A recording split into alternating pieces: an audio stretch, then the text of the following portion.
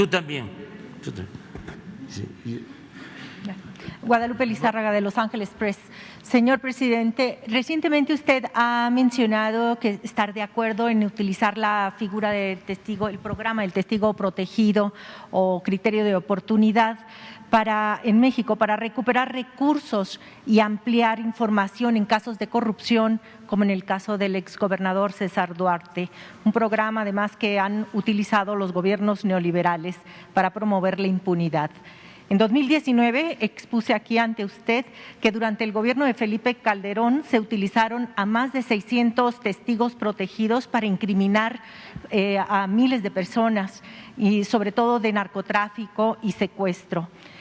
Uno de estos casos ha sido el testigo protegido Zenia, que le pide a usted ayuda. Él tiene un protocolo de Estambul positivo en tortura en 2018 y le pide ayuda porque él lo obligaron a incriminar a 8 personas que están ahora en prisión preventiva, prisión sin sentencia, llevan 10 años en prisión y esta persona, el testigo protegido, lo están volviendo a buscar del Ministerio Público para que ratifique sus denuncias, sus falsas denuncias y además que pueda dar su identidad. Otro testigo protegido, falso también, fue con el alias Apolo. Este testigo protegido fue de la FEADLE, utilizado para simular la investigación de mi colega asesinada Miroslava Brysh. Este testigo Apolo también fue torturado y la responsable de esas torturas fue la agente del Ministerio Público, Iris Gabriela Santoyo Cuervo. En el caso de la FEADLE también atrajo el caso del exgobernador Javier Corral, que fue denunciado por delitos contra un reportero, el reportero Gabriel Benzor de La Opción de Chihuahua, que le quitó, además de quitarle el celular, fue privado de su libertad, fue además abuso de autoridad. Y esas denuncias se estaban llevando a cabo en Chihuahua, sin embargo lo atrajo la FEADLE y como una forma para proteger al gobernador Javier Corral. Hace unos meses el titular de la FEADLE, Ricardo Sánchez Pérez del Pozo, en el cargo desde 2017, habló a la UNESCO sobre los avances que se tienen contra la impunidad en los asesinatos de periodistas. Y pues ese discurso lastima a la sociedad mexicana, a los familiares de las víctimas y por supuesto a nosotros como gremio periodístico. Aquí mi pregunta, señor presidente, es si su gobierno no estaría confiando en programas y funcionarios que a todas luces han fracasado en el combate a la impunidad con los anteriores gobiernos. Usted, como titular del Poder Ejecutivo, ¿podría intervenir para parar esta simulación en investigaciones criminales?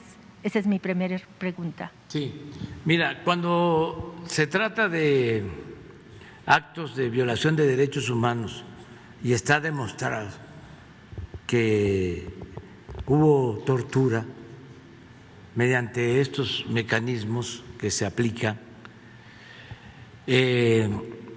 nosotros procuramos que las personas queden en libertad, o sea, quienes fueron víctimas de tortura.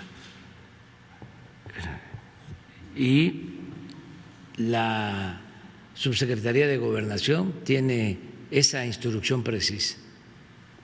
Nada más que se tenga la certificación. O sea, es una norma. ¿Sí? Los que, de acuerdo al protocolo internacional, ¿sí?, demuestran que fueron torturados, tienen que ser liberados y tiene que considerarse todo el proceso, por si, como tú lo planteas, si fue a través de estas torturas, como se incriminó se acusó a otras personas que están en la cárcel, también se tiene que tomar en consideración este hecho. Entonces, esto que estás planteando es con Alejandro Encinas. Lo otro, no olvidemos que la Fiscalía es autónoma. Y lo tengo que estar repitiendo porque no es que no se sepa, es que tardó mucho tiempo la Procuraduría dependiendo del Ejecutivo. Pero no solo la Procuraduría, el Poder Judicial. Durante siglos el poder de los poderes era el Ejecutivo. El Poder Legislativo y el Poder Judicial eran apéndices.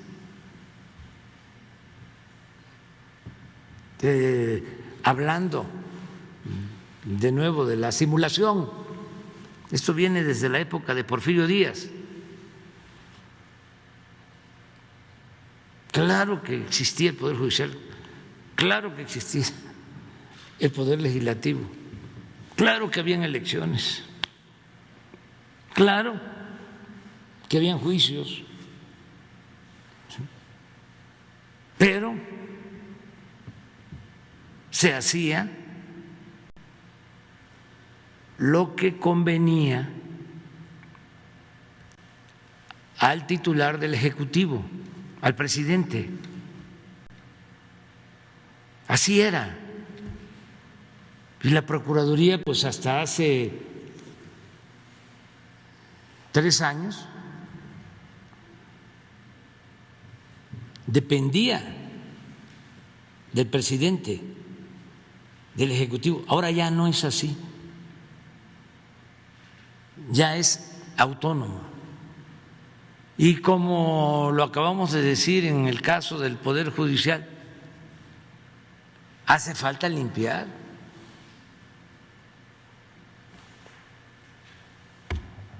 Es lo mismo.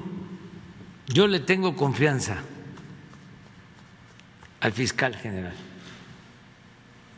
Alejandro Hertz, pero no me pidan que yo hable, bueno, bien de otros servidores públicos de la Fiscalía porque no los conozco. Bueno, ni siquiera los conozco. Me dicen, a ver, usted presidente,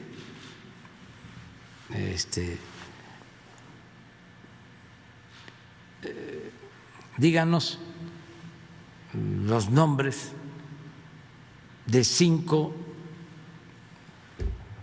servidores públicos del más alto nivel de la Fiscalía. No podría hacerlo. Al que conozco y al que le tengo confianza y lo considero un hombre íntegro, Alejandro Germanero. Es lo mismo en el caso de la Suprema Corte de Justicia. Conozco al presidente, conozco también a otros ministros, incluso los he propuesto, pero no los conozco a todos. Hay 2 o 3 que se me confunden. Tengo que pedir que me digan de cuando fueron nombrados, ¿sí? Ahora, magistrados, no, sinceramente, ni a uno. Jueces, tampoco. O sea, porque no puedo, o sea, no podría yo. Porque además son otros poderes.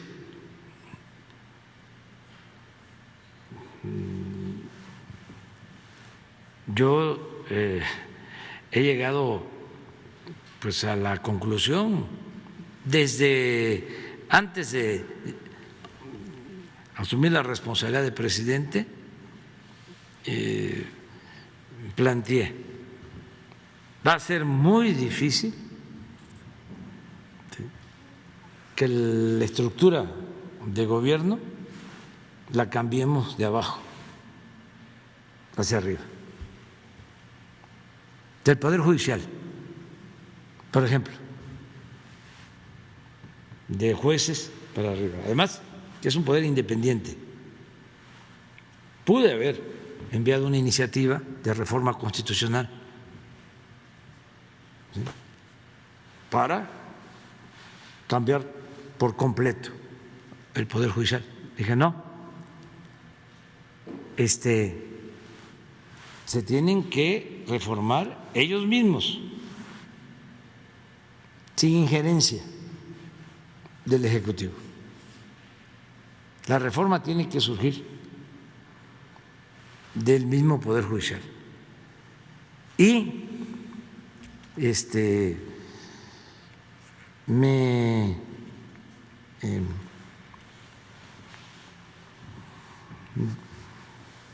conforme con cuidar que las personas que yo enviara al Senado para formar parte de la Suprema Corte, que fuesen gentes rectas, íntegras, con la idea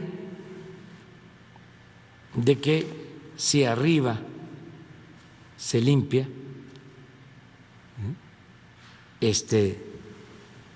los de arriba se iban a encargar de limpiar todo. Por ejemplo, hay algo que es interesantísimo en el Poder Judicial, que es un órgano clave para purificar la vida pública en ese poder, el Consejo de la Judicatura. Ahí me esmeré porque me tocó a mí presentar 3 propuestas. Y ahí está el maestro Batis, ahí está la licenciada de Gives, que los dos los considero de primera, y la que acaba de hacer Loreta. Esos me tocaron a mí. ¿Por qué? Porque creo que son 7 miembros los del Consejo de la Judicatura. Es el presidente y 3 ya hacen mayoría. Con ese órgano se podrían hacer muchísimas cosas.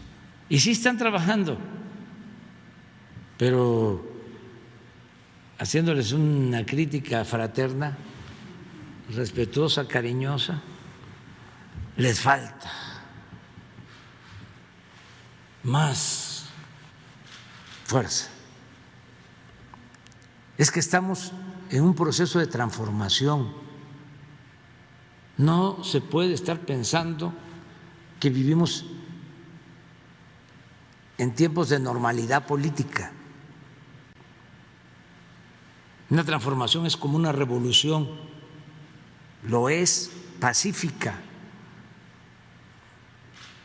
y es muy profunda lo que se está realizando, es muy profundo lo que se está llevando a cabo, lo que se está realizando. Es arrancar de raíz la corrupción, que es, ya lo dije, el principal problema del país. Es un cambio radical, entendiendo que la palabra radical viene de raíz, es arrancar. Entonces, no es tiempos para la burocracia de que llego a la oficina, antes paso a desayunar con unos amigos, ya no se acostumbra mucho a leer el periódico, pero bueno, veo la información, todavía hay síntesis informativa. ¿Qué dicen los columnistas? El caso es que se llega a la oficina a las 10, ya a las 2 y hay que ir a comer. Luego regresar a las 5, a las 7, de lunes a viernes, sábado y domingo. Eso es en tiempos normales. Pero si queremos transformar, si realmente tenemos convicciones, si realmente nos preocupa el pueblo, queremos que cambie nuestro país, pues tenemos que entregarnos de cuerpo y alma el tiempo que estemos. Entonces, es por lo que hablas sobre la Fiscalía. Eso corresponde a la Fiscalía y esperemos que actúen bien en los casos de Chihuahua que me estás planteando.